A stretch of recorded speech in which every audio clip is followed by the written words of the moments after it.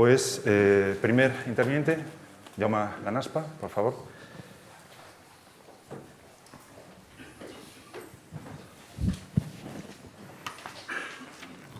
Muchas gracias. No voy a tratar de respetar los 8 minutos que amablemente me han concedido y seré un poco telegráfico para ganar tiempo. Alguna referencia, empiezo por ayer y acabaré con la sesión de hoy.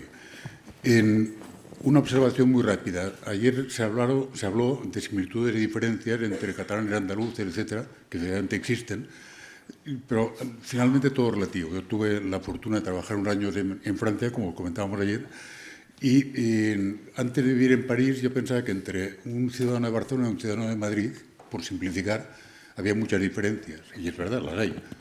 Ya sabéis que es así. Claro, descubrí que había muchas menos diferencias que entre un ciudadano de Barcelona y un ciudadano de París. O sea que los siglos de vida en común pues han hecho que tengamos un pozo, por ejemplo, de igualitarismo en España, en cualquiera de sus territorios, superior al que existe, por ejemplo, en Francia. Francia es una sociedad más clasista, que para mí fue una sorpresa, pero descubrí empíricamente que los franceses, o los parisinos, para ser más concretos, eran más clasistas que los españoles en promedio. Bien, o sea que sí, que efectivamente hay similitudes y diferencias, pero que todo es un poco relativo. Segunda observación también muy rápida. El Instituto Valenciano de Investigación Económica, el IBIE, que es una institución muy seria y académicamente muy consistente, ha estudiado bastante a fondo las diferencias entre estado de bienestar o componentes básicos del estado de bienestar en los diferentes territorios y la conclusión es que en el caso de Cataluña estamos por debajo de la media en muchos temas, por ejemplo en educación, curiosamente o sorprendentemente, y estamos por encima de la media en cuanto a presión fiscal. Solamente es una constatación.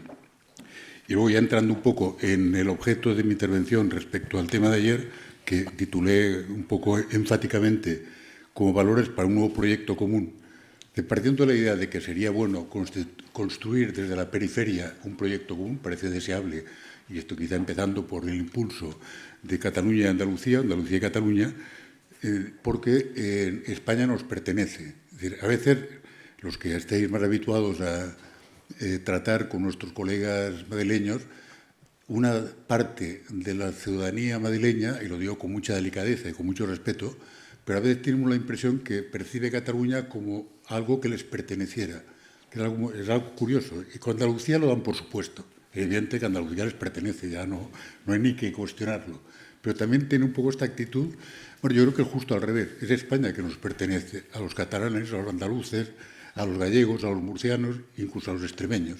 Es España quien nos pertenece. Entonces vamos a construir un proyecto donde seamos capaces de construir un proyecto común que sea inclusivo, esperanzador, que tenga cierta épica, si es posible, pero está claro que las condiciones objetivas, desde el punto de vista político, quizá no permitan a corto plazo pensar en una reforma constitucional y a la vez hay que encontrar la manera de diluir el peso de las emociones identitarias, por también decirlo de alguna forma.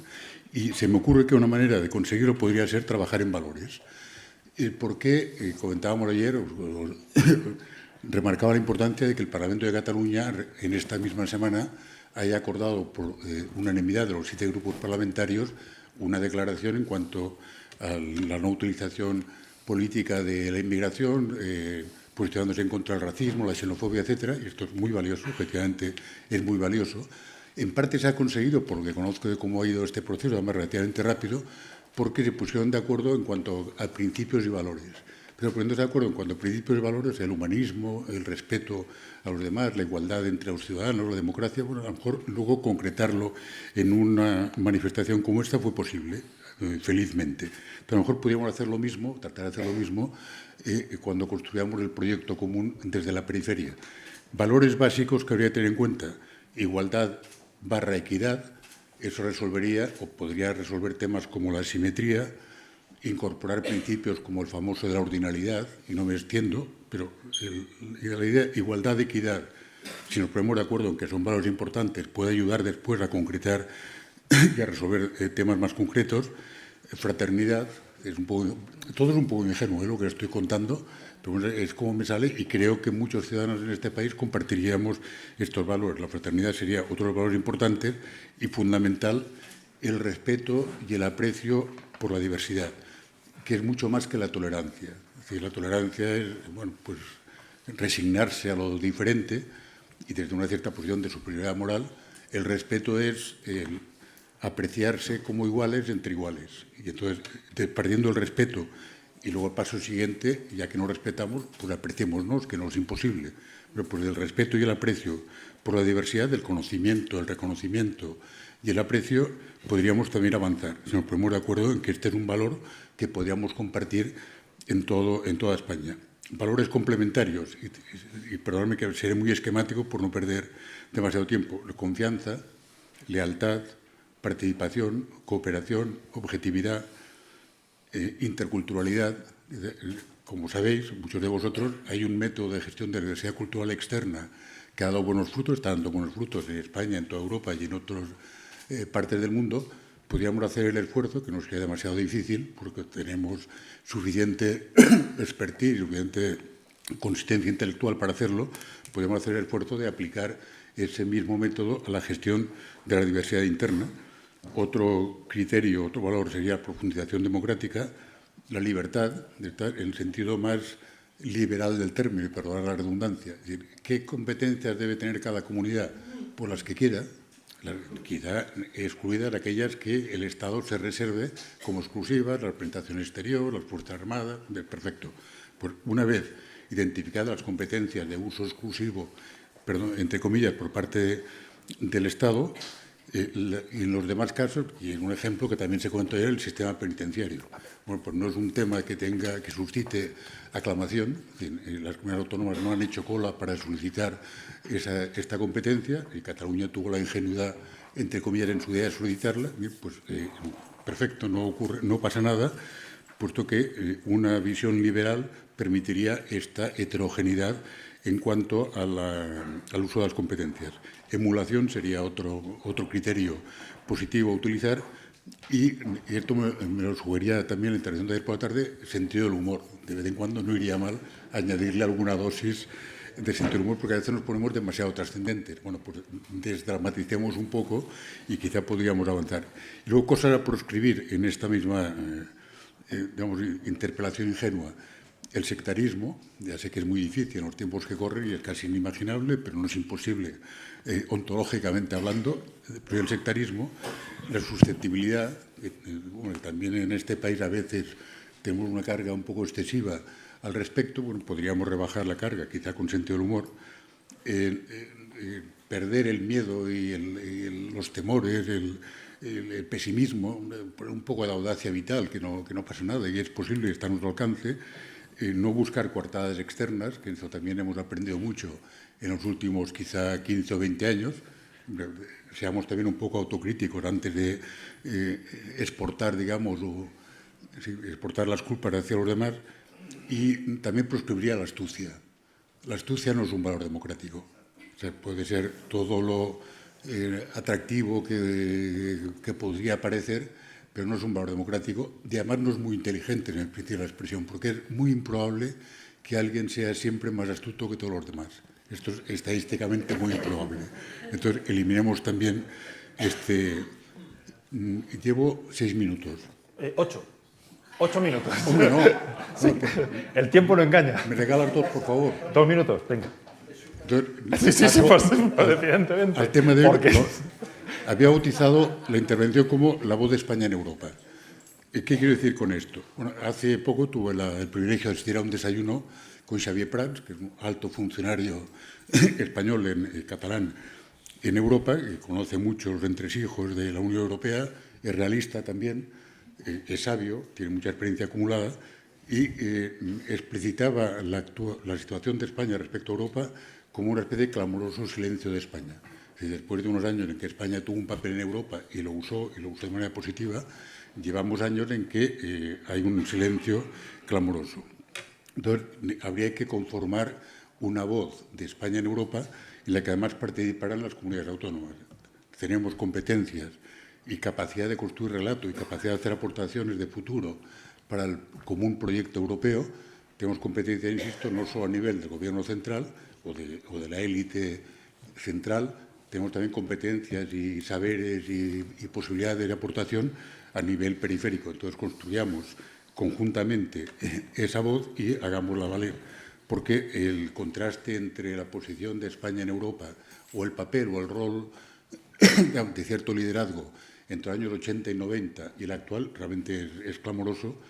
Hemos pasado de ser un país sobrevalorado, probablemente, en los años 90, yo tenía la impresión de que no hi ha per tant, que decimos en catalán, que España está muy bien, pero tampoco había para tanto, no éramos el país más importante del mundo todavía.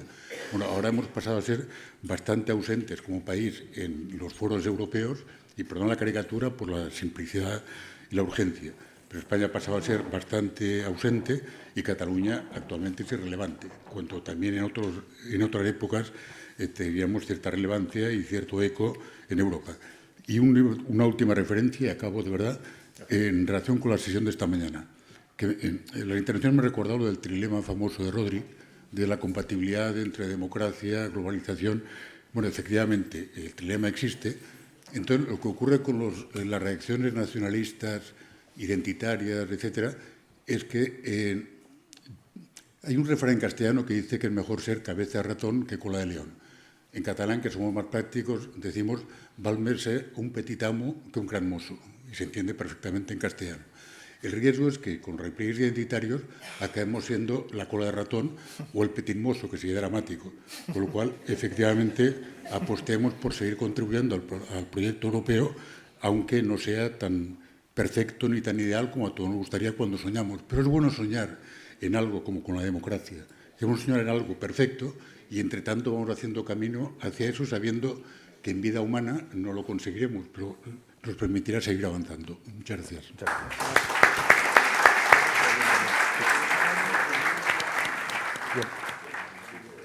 Bien. Intentemos hacer lo de los... Hola, buenas tardes. Buenamente, lo de los 4 minutos. Intentaré, sí. Yo ayer aviso, yo pedí os pasar avisaré. precisamente porque mi irritada garganta pues aconsejaba este paso. Espero poder estar 4 minutos sin muchas interrupciones. Adelante. Intentaré ser breve. Vamos a ver. Mi intención era centrarme pues en los temas que se plantearon ayer, de crisis cruzadas, de fin de ciclo, de nuevo proyecto territorial para España.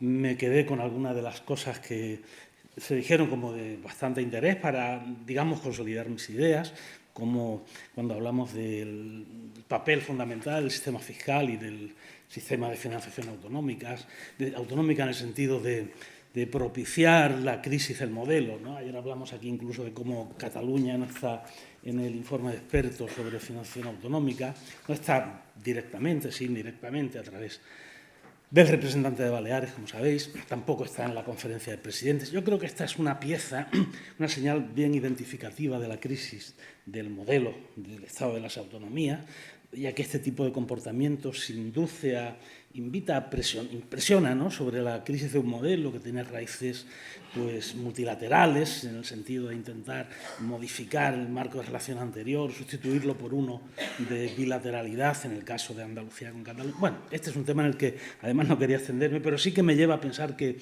desde luego el modelo futuro tendrá que levantarse sobre bases de coordinación entre el Estado y el conjunto de las autonomías, que desde luego tendrán que cambiar las actuales porque son, parece que, excesivamente débiles e insuficientes para soportar, ¿no?, el reto que tenemos por delante. Me interesaba mucho algo de lo que se acaba de señalar en el sentido de diferencias y similitudes entre Andalucía y Cataluña. Hay un aspecto que me parece fundamental, no hicimos quizás excesiva referencia a él, y es la diferente proporción que existe entre Cataluña y Andalucía. Yo diría que entre un grupo de regiones y otras, en el conjunto de España, entre el tamaño de la economía y el tamaño de la población. En el caso de Andalucía tenemos pues, una relación entre tamaño de la economía y población reducida, que invita a pensar que hay un volumen importante de recursos que no se aprovechan, no se utilizan adecuadamente, no se utilizan eficientemente, inferior al conjunto de la economía española y, desde luego, muy inferior al grado con el que se utilizan en España, en Cataluña, ¿no? Y esto, en general, indica pues, una asignación ineficiente de recursos. Esto es sintomático de una economía que funciona utilizando mal sus posibilidades, ¿no? Cuando esto ocurre, ya estoy con la garganta. Cuando esto ocurre, pues hay mecanismos que se deben poner en marcha para corregir estas diferencias, ¿no? En concreto hay dos. Uno son ajustes en los salarios, en las diferencias salariales, los territorios, las regiones donde esa proporción de renta y población o tamaño de la economía y población es reducida, pues ahí los salarios suelen crecer menos que en las otras regiones y además pues la población suele emigrar de estas a las otras, donde la relación entre tamaño, economía y población es mayor. Pero cuando ayer se planteaba el balance del estado de las autonomías, se aportó algún dato aquí, me parece que Manuel Pérez Iruela lo hizo, sobre cómo habían cambiado muy poco este tipo de cosas. Y en concreto, la relación entre tamaño de economía y población no había cambiado nada. Lo que a mí me llevaba a pensar que del balance del estado de las autonomías yo extraería, quizás como primera conclusión relevante para mí, que su contribución a la eficiencia del conjunto de la economía española ha sido muy deficiente porque ha permitido mantener una estructura territorial donde la asignación de recursos ha sido, ineficiente.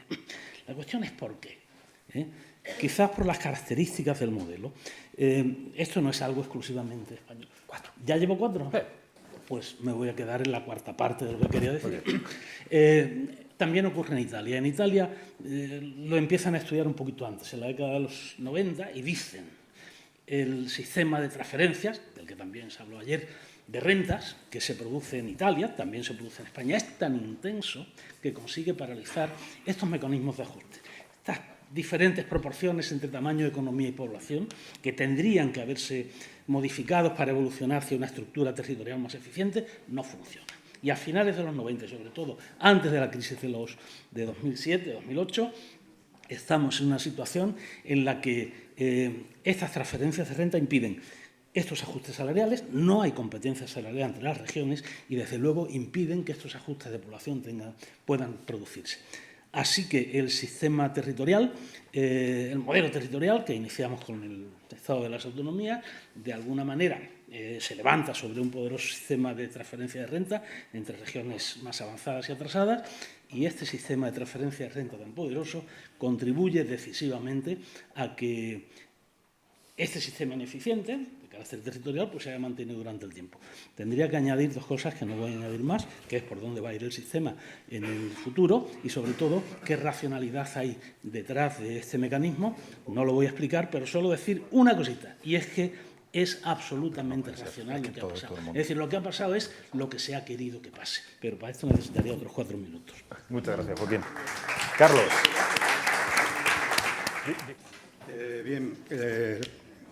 La sensación que tengo es que quizá vaya a mear fuera del tiesto, ¿no? Porque soy historiador y ayer se dijo que no nos vengamos con historias, que de la historia no se aprende nada. Joder, yo soy historiador económico.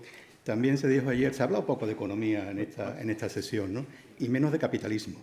Ayer lo reclamaba Pontón y quizá Atienza también. No hemos hablado de capitalismo, estamos hablando lo decimos los viejos, las superestructuras, ¿no?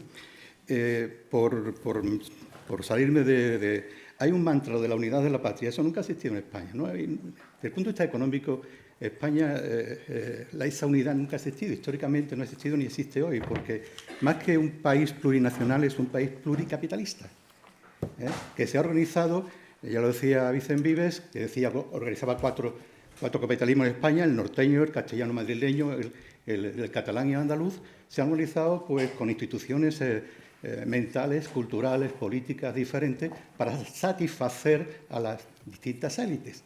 Y han sido diferentes y uno, pues, en catalán, pues en Cataluña, pues ha habido unas élites como muy plurales, muy extendidas, como decía Pierre Vilar, donde los beneficios han sido liliputienses, pero muy generalizados, muy generalizados.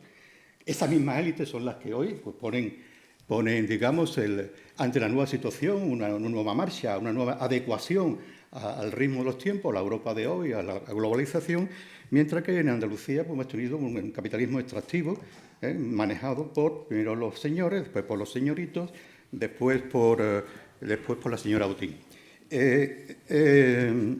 Por tanto, eso es lo que quería decir, ¿no? Entender esta idea de del pluricapitalismo, ¿no?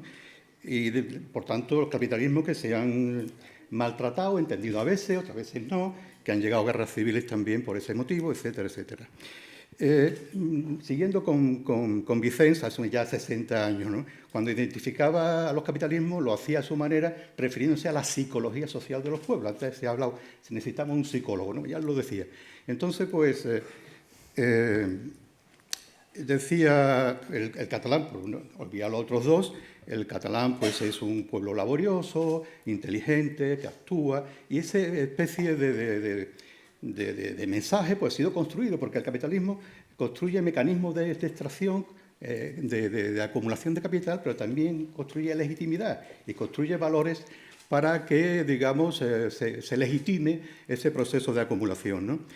Y en el andaluz, pues, lo que se ha, decía él, lo que se ha perpetuado, la cultura general que se ha perpetuado es la sumisión.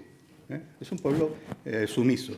Sumiso por las propias élites, por la propia clase, digamos, el carácter oligárquico que ha tenido desde siempre ese capitalismo y, por tanto, pues, nos ha organizado la vida. En la Andalucía occidental fueron los señores de la tierra, en la Andalucía oriental han sido los grandes exportadores, pero la sumisión es la misma. No hay gran diferencia entre las dos Andalucías cuando aquí hablamos de Andalucía y no de una u otra parte de ellas, ¿no? Bien, y esos valores pues, se han cultivado. La sociabilidad catalana es proverbial, es magnífica, es admirable y hay que valorarla y ojalá copiarla. Admirable, pero es digamos, una secuela de esa característica del capital. Esta sociabilidad horizontal en Cataluña se traduce en Andalucía en una sociedad vertical. Allí las asociaciones, hay un señor que lleva una vara de oro y otro va con una vela.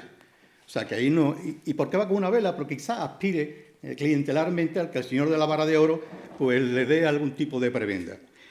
Si hoy nos fijamos, por ejemplo, hay una gran similitud entre cuál es el perfil de los dirigentes de Vox y cuál es el perfil de los dirigentes de la Semana Santa. Son las mismas personas. Es el mismo perfil humano. Por tanto, cuando se dice los andaluces y las cofradías, se nos insulta. A la inmensa mayor parte se nos insulta, igual que... Sí, ¿ya? Se nos insulta igual que se os insulta a vosotros cuando se identifica con ciertas cosas que realmente son denigrantes. Voy terminando y más deprisa todavía. Autonomía. Las autonomías han servido para ratificar las características institucionales de los distintos capitalismos.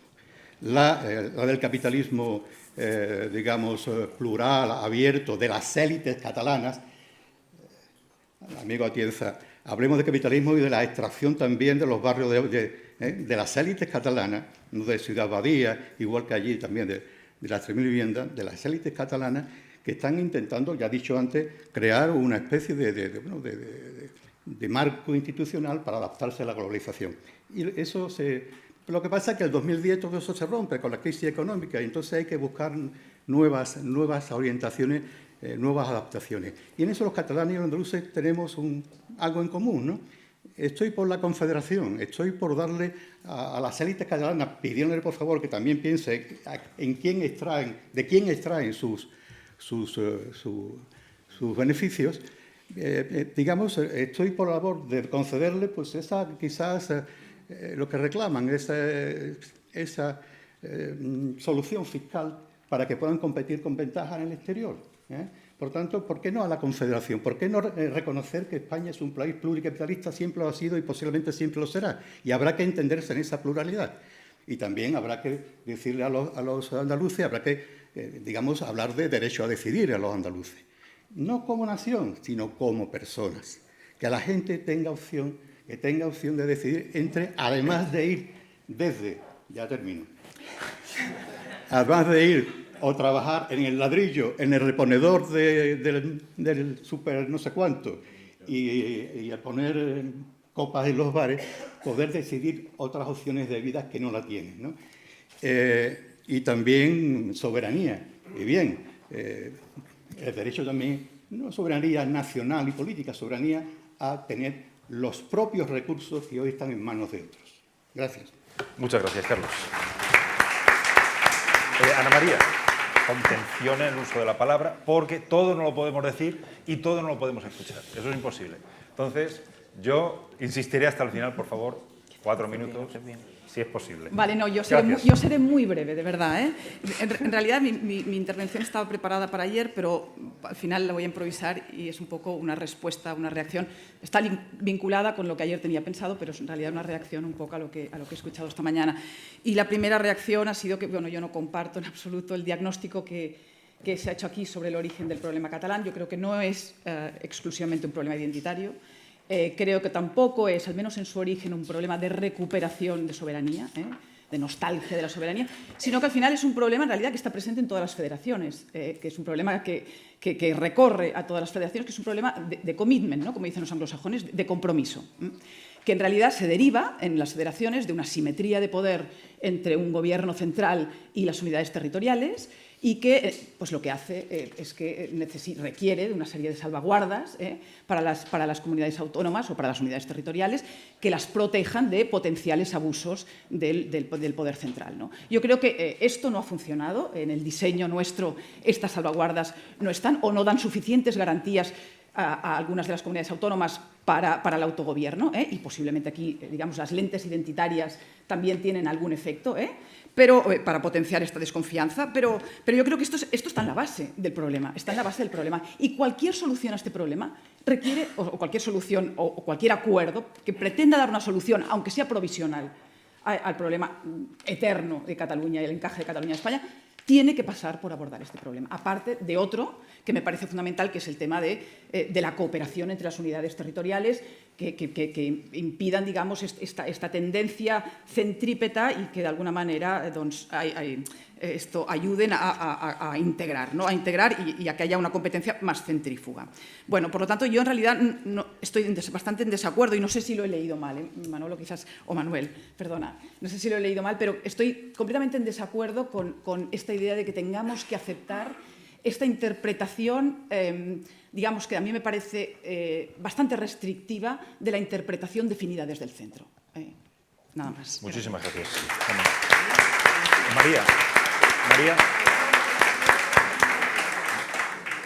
María.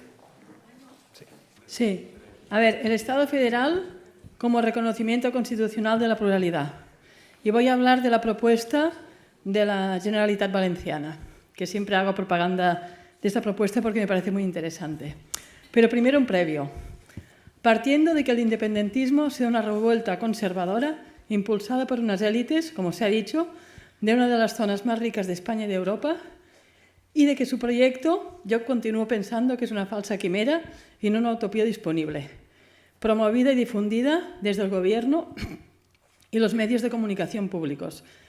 Paso ya a los apuntes acerca del federalismo, teniendo en cuenta los versos del andaluz poeta Antonio Machado, de que se hace camino al andar y de que, queramos o no, estamos destinados a caminar juntos.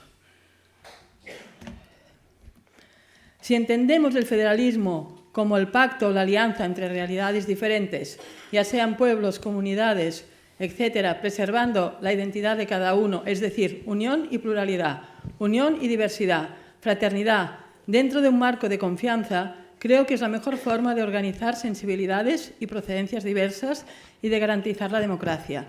La democracia entendida como el acuerdo entre diferentes partes con unas reglas del juego comunes, aceptadas y respetadas por todas las partes, para llegar a una propuesta común no entendida como el triunfo de una parte sobre la otra o las otras partes.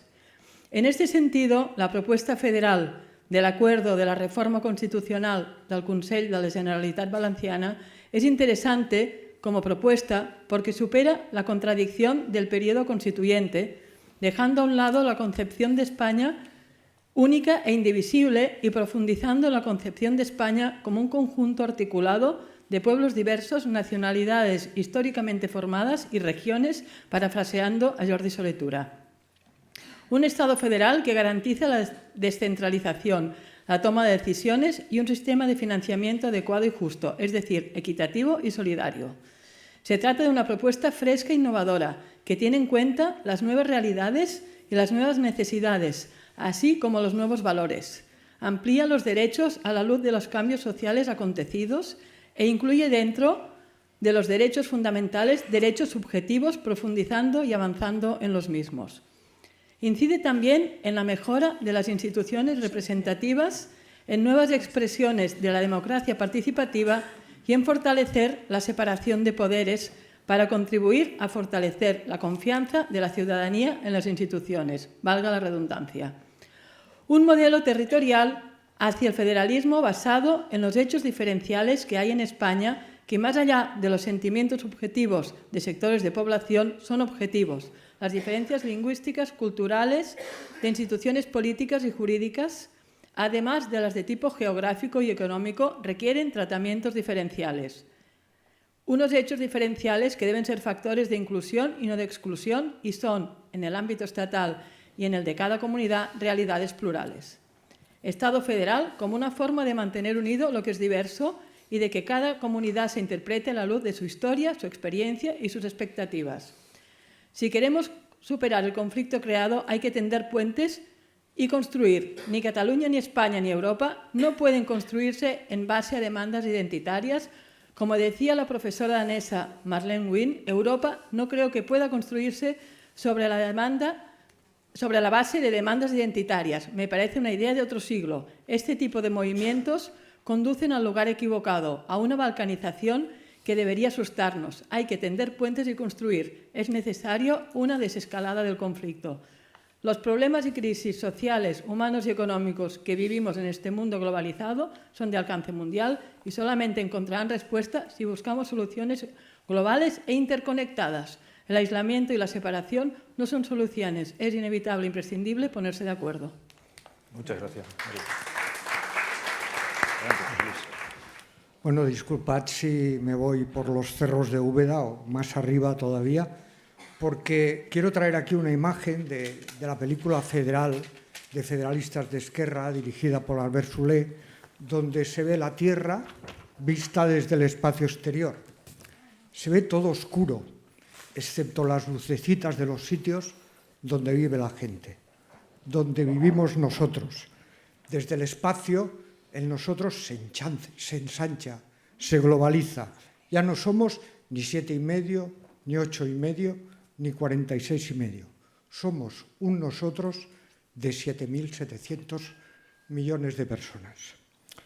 Sin embargo, vivimos en la era de la individualización y de una de sus manifestaciones, el juliganismo contagioso de las redes, donde los otros siempre son ellos. Todo empuja a la voluntad de ser como individuo, a la autodeterminación individual, sumada a la apuesta política de parcelar las reivindicaciones por identidades, identificarnos con todos los carnets en la boca, lo cual nos conduce a la devaluación y a la desactivación del nosotros transformador en lo social. El nosotros político así se segmenta en distintas identidades nacionales, de clase social, de género, de identidad sexual, de minoría. Es un nosotros parcelado de lo que nos diferencia, que nos divide en clasificaciones dotadas de voluntad de ser, de autodeterminación. Con una excepción, la clase social. No es casualidad. La revolución individualista es una contrarreforma conservadora. La segmentación de lo público produce el debilitamiento mismo del concepto de lo público, divide en pedazos nuestra manta del bien común. El discurso político que plantea los problemas en términos de identidad para tomar partido hasta mancharse, invita, al contrario, a hacer lo mismo en sentido opuesto, identidades que se afirman así, la una en contra de la otra. Es un modelo con el yo, con el self por delante para que no se espante, que lo que intenta es poner un guión en el nosotros, el nos por un lado y el otros por el otro. Languidece así el sentido común porque se adelgaza una parte de lo que era común a todos, de lo que se compartía. Cuanto más crecen las identidades, más se encogen los espacios comunes, más se purifican de mestizajes extraños y crece un imaginario irreal de que esto va o de todos moros o de todos cristianos.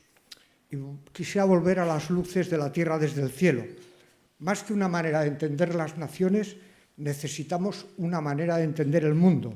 Aunque triunfe el individualismo, el selfie personal, social o colectivo como propuesta política, casi se puede leer el verbo compartir con el planeta visto desde el cielo. Compartir para concretar asignaturas pendientes de los viejos ideales de la Revolución Francesa: libertad, igualdad y fraternidad, en perpetua crisis sobre todo los dos últimos, porque son derechos para los más débiles que dependen de que los más fuertes hagan los deberes.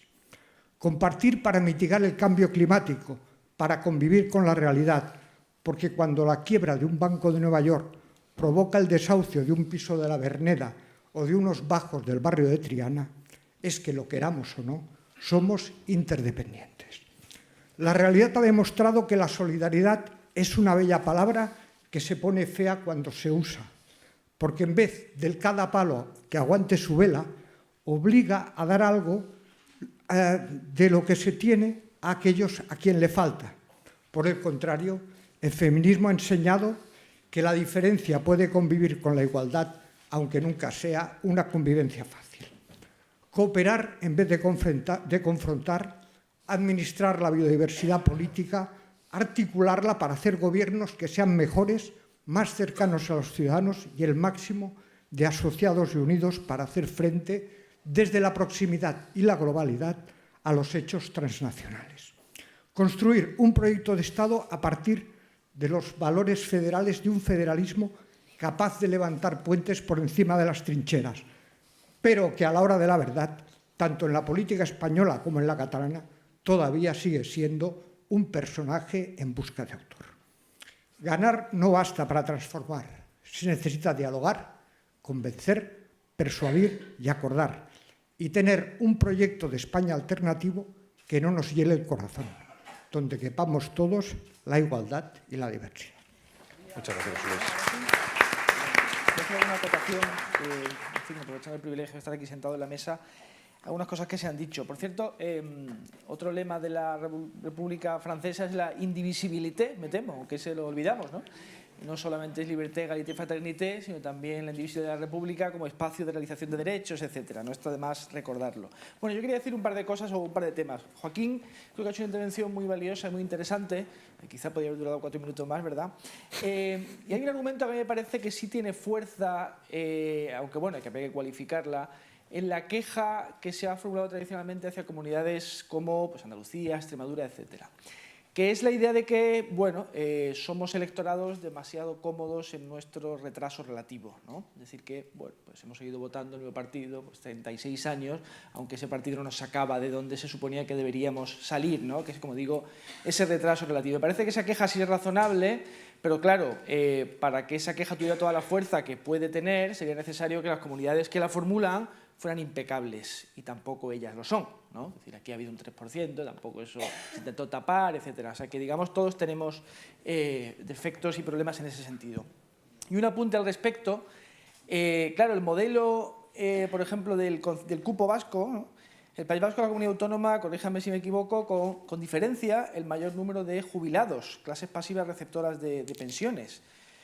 Claro, está muy cómoda como está porque está recibiendo una cantidad de transferencias de rentas enorme asociada a ese proceso de jubilaciones forzosas asociadas no solamente a la desindustrialización, sino también, por ejemplo, al sector bancario. Son desigualdades que también habría que introducir en el horizonte. Bueno, y para el asunto federal, se ha hecho alguna referencia. Ciertamente mi interpretación puede ser restrictiva. Lo que ocurre es que, a mi juicio, y claro, yo no trato de convencer a nadie porque nadie convence a nadie, el agravio que ha fundamentado el procés es un agravio imaginario, a mi juicio. Que en todo caso hay elementos para la protesta, la crítica, la mejora, eso es evidente, creo que podría decirlo cualquier comunidad autónoma, pero la desproporción entre el efecto, ¿no?, que sería el procés, y el problema que se trataría de solucionar, para mí es evidente que tiene que ver en gran medida con una hinchazón, ¿no?, generada por las élites. Es decir, que yo los abusos del poder central no acabo de verlos, y insisto, bueno, que esa discrepancia probablemente sea irremediable. Sí comparto en ese sentido, por cierto, la idea de avanzar hacia un federalismo que se llame con ese nombre, porque España es una forma de federalismo y está en las listas de los expertos internacionales sobre el tema, donde España se convierte en una nación sin centro, donde, digamos, no tengamos la percepción de que Madrid es el centro y a Madrid le pertenece el resto, a mí eso me parece muy loable y necesario. En el bien entendido de que no podemos avanzar hacia una España con dos centros, Barcelona y Madrid, sino verdaderamente policéntrica. Esto no es fácil porque, a diferencia de países como Alemania, por ejemplo, no estamos tan descentralizados, ¿no? Todavía. No hay tantas ciudades tan importantes económicamente, no hay una dilución del poder central tan fuerte como la ha habido en otros países. Pero me parece, insisto, un mérito loable. Claro, estaba acordando antes cuando se decía esto, muchas veces existe la queja, por ejemplo, por parte de muchos literatos catalanes, es que no se nos lee en catalán. Bueno, ¿el literato catalán lee al literato en gallego? Probablemente no. Es decir, que entonces hay que ver un poco, si queremos ir hacia una nación sin centro, eso es muy complicado y tenemos que hacer un esfuerzo todos, no solamente aquellos de los que se reclama esto con más fuerza. Entonces, una pregunta final en relación con el proyecto federal. ¿Los nacionalismos en España son federalistas? ¿O más bien son foralistas? ¿O algo parecido? ¿O confederalistas? Es decir, cuando hablamos de federalismo, ¿de qué hablamos? A ver si va a ser una nueva utopía disponible en la cual ponemos muchos modelos distintos sin llegar nunca a concretar exactamente qué queremos decir cuando hablamos de federalismo. Es decir, federalismo racional, identitario, porque nuestra Constitución ya es bastante identitaria cuando habla de nacionalidades históricas, regiones, derechos históricos. Pocas constituciones son tan identitarias en ese sentido.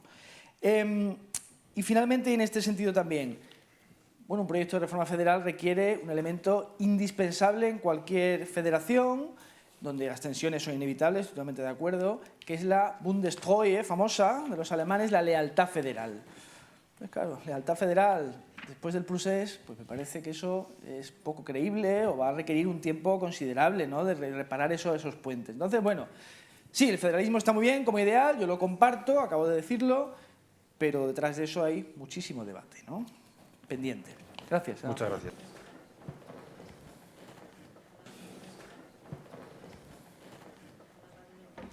Buenos días. Bueno, como estamos ya en el debate final, yo lo entiendo como debate conclusivo y me gustaría hacer alguna propuesta que concrete algo, incluso intentando mojarnos, porque no podemos concluir como si fuera hasta la primera reunión. Creo que hay que ir concretando en vista al diálogo. Teniendo en cuenta una premisa, el diálogo necesario no se produce aquí. El diálogo necesario es un diálogo entre dos soberanismos, soberanismo español y soberanismo catalán. Nosotros estamos aquí como monologando pluralísticamente, con lo cual lo de pluralista ya añade mucha monóloga. Porque claro, no hay soberanía, pero despertamos y la soberanía está ahí. Y por partida doble, si hiciera falta. La soberanía está ahí guiando la política del soberanismo catalán y guiando la política y la justicia del soberanismo español y guiando el constitucionalismo español y la dependencia del constitucionalismo español que llamamos autonomismo andaluz. Luego está ahí la soberanía. Las cosas no desaparecen porque prediquemos que desaparecen. Entonces, ¿en qué línea va mi propuesta? Ya sé que aquí no tiene mayoría. Yo soy los que pienso que cabe llegar a convencer, no en el sentido de que la opinión de uno prevalezca, sino de que entre todos lleguemos a convencimientos comunes. El referéndum, hay que decir algo. Y mi propuesta parte de que el referéndum es plausible, en el sentido de plausible, que significa dos cosas. Primero, que es posible, segundo, que es deseable. En el punto que estamos, no hay otra salida. Claro, y se dice, pero no es posible porque la Constitución lo impide. No lo impide. Hay fórmulas en la Constitución, porque además no hace falta, que eso se lo impediría la Constitución, que fuera un referéndum normativamente vinculante, pero puede ser políticamente resolutorio.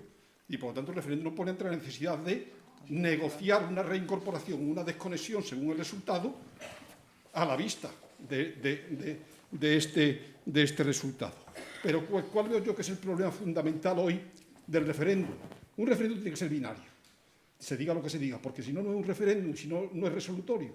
Hay que resolver sobre dos alternativas. Hoy existe una muy clara, la desconexión, la independencia, como le queramos llamar, pero no existe la otra alternativa.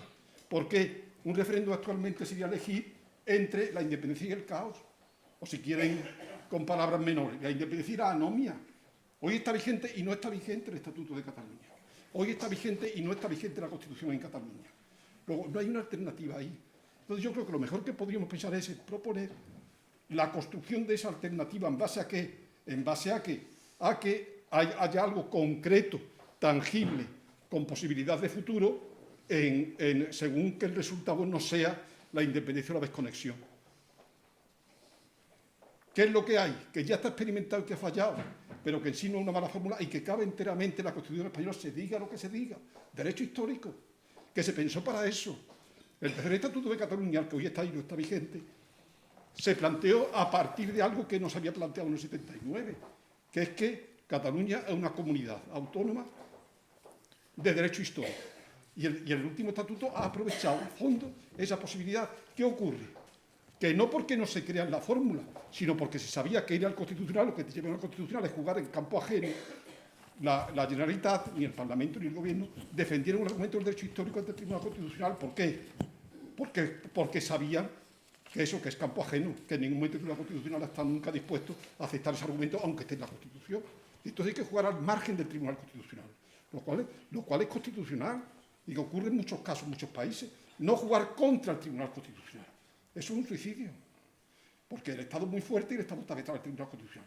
Pero jugar al margen sí, y al margen es ignorar lo que el Tribunal Constitucional, desde que empezó a funcionar en el 81, ha dicho sobre derecho histórico, o ha dejado de decir, pero ha creado doctrina absolutamente contraria a esa posibilidad, y recuperar la vía de derecho histórico para el autogobierno. Yo propondría con nuestras conclusiones, no solo la autonomía, sino el autogobierno. Estamos ya hablando de otra cosa, la autonomía ya está fallida y prácticamente perdida en Cataluña, de autogobierno, a través no de la recuperación de los textos, el proyecto, lo que sale podado del Parlamento, lo que sale escaldado del Tribunal Constitucional, sino no recuperación de textos, sino recuperación del procedimiento de replanteamiento o la reincorporación de Cataluña a España a través del reconocimiento pleno de esa vía, que es amplísima a la luz de la Constitución, que es el derecho histórico. Ya sé que eso tiene muy mala prensa. Vamos bien, gracias. Luego lo segundo que iba a proponer, lo propongo ya telegrafiquísimamente. En la conclusión, esto que le estoy diciendo podría ir muy bien al final del quinto punto del penúltimo del documento de conclusión, si hay un acuerdo, evidentemente. No hace falta que sea por unanimidad. Pero el otro punto, que creo que también sería bueno que estuviera en el documento. El documento está escorado en una línea que se critica muy prudentemente, muy discretamente, pero se critica claramente la unilateralidad del soberanismo catalán y, en cambio, los problemas de la otra parte, sobre todo lo que toca Andalucía, no se critica. En ese sexto punto podría ir. Si hay un problema, yo estoy recalcando un ejemplo, porque soy, como he dicho, andaluz, y por lo tanto tendré que hablar de lo mío y los demás que resuelvan lo suyo y entre todos a ver si nos ponemos de acuerdo. Hay un problema en el autonomismo andaluz que es muy grave con vistas de que se pueda reencauzar la situación actual de Cataluña, que es el alma anticatalana del autonomismo andaluz, que es muy fuerte. Y aquí se nos ha recordado muy bien que sigue funcionando incluso el Parlamento andaluz, que el tripartito que funciona en Andalucía de cara a Cataluña no es PP, Ciudadanos, Vox, es PSOE, PP y Ciudadanos, y que sigue funcionando en el Parlamento de Andalucía, y que no van a dejar pasar una. Lo que acabo de decir es nefando. Luego, de alguna manera, no sé de qué manera también, que sea discreta, acabo ya con esto, de alguna manera habría que referirse a esto en nuestras conclusiones. ¿Cómo? Muchas gracias. Ahí están los Javier. Gracias, Bartolomé. Antonio.